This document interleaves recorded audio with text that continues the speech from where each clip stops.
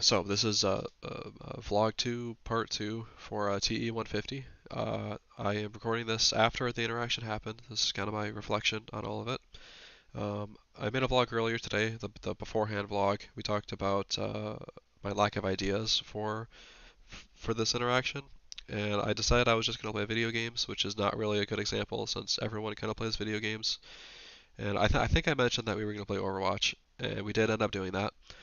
And after I kind of explained to him a little bit about the assignment that we're doing, he told me that they play Overwatch a lot in Hong Kong and China. So it turns out this was probably the worst possible interaction that I could do for one that is supposed to be, kind of exclusively my culture. It was absolutely not that, but I did have a pretty good conversation with Yatming, so I think in the end it was okay. Um, I did ask him about the performance and mastery goals. I kind of explained to him the difference with the whole intrinsic and extrinsic motivation, and he told me that there was a lot of extrinsic motivation. So I guess that would kind of put um, the way the way they motivate kids. I guess. Well, not really. I mean, I don't know. It's not really forced upon them, but I guess the way the students in Hong Kong are motivated, uh, it was very extrinsic. There's a lot of pressure from family and friends and teachers to do well. So I guess you're kind of trying to avoid judgment from your peers, which I think would put you in the performance goal category.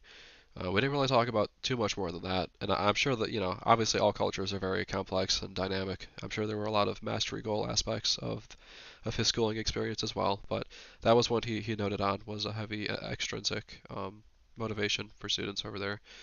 Um, and I was thinking, right when he told me that, my first thought was that is inferior, right? Because we kind of talked about how mastery goals are superior. Uh, Maybe not entirely superior, but we definitely talk about mastery goals in a more positive light than performance goals. So it made me think about how their culture must be, inferior to ours if we have a heavier emphasis on mastery goals, which I also realize probably isn't quite right because they do outperform us, Hong Kong and China. They outperform us on math pretty much throughout all of statistics that I could find. So maybe they are superior. I don't know. But that whole superior inferior dynamic then made me think about Bennett's stages. So I may not be as far towards the ethno-relative end of the scale as I initially thought, since I'm still thinking in terms of superiority and inferiority.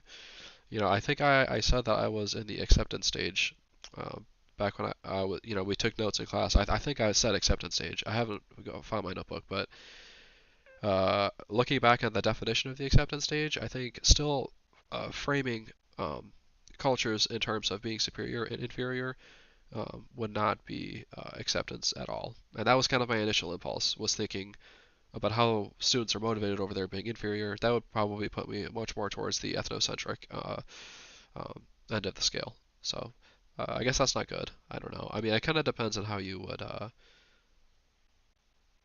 define superiority, inferiority. I mean, if you're looking at like test results, then I guess one would be inferior or superior. So I'm not sure.